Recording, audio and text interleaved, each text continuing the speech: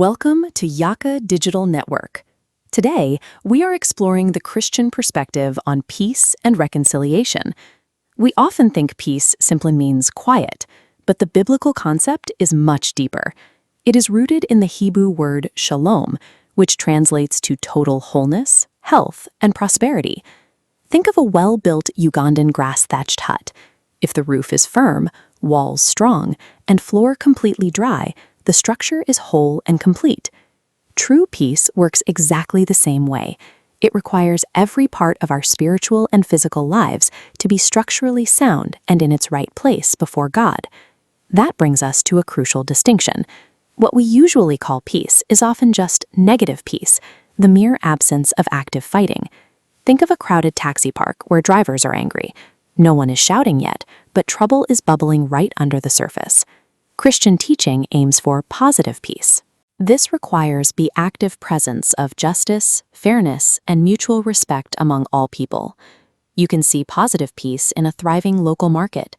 People from different tribes trade crops fairly, laughing and supporting one another. While the world's version of peace often puts a quiet mask over tension, Christian peace does the hard work of cultivating fairness so that everyone can flourish. Achieving that kind of flourishing means we must look at peace across two distinct but interconnected dimensions.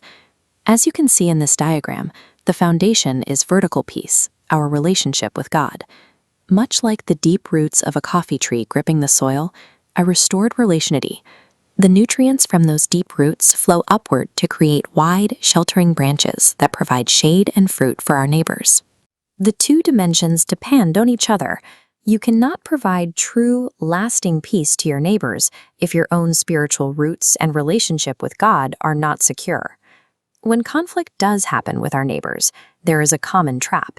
Believing that to be a good Christian, you must avoid arguments at all costs.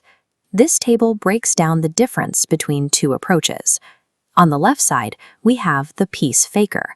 A peace faker ignores conflict and suppresses the truth just to keep things quiet. On the right side is the true peacemaker.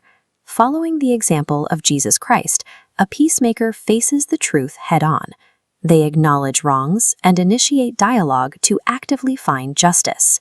True peacemaking requires action. It is an honest, sometimes uncomfortable pursuit of truth, rather than a passive retreat from conflict. Let's test this. Imagine a classmate is spreading harmful, tribalistic rumors about you. Pause the video right here. How would a true peacemaker handle the situation to build positive peace? Take a moment to think about your answer. The right approach is to confront the issue. A peacemaker goes directly and privately to the classmate to discuss the harm being done and find a fair, honest resolution. Ignoring the rumors out of fear is peace-faking. It leaves the root cause of the tension untouched and only creates a very fragile negative peace. In many Ugandan cultures, confronting these root causes is built directly into community life.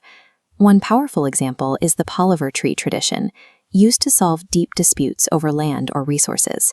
Here, we see leaders and community members gathered safely under the shade to talk until unity is restored.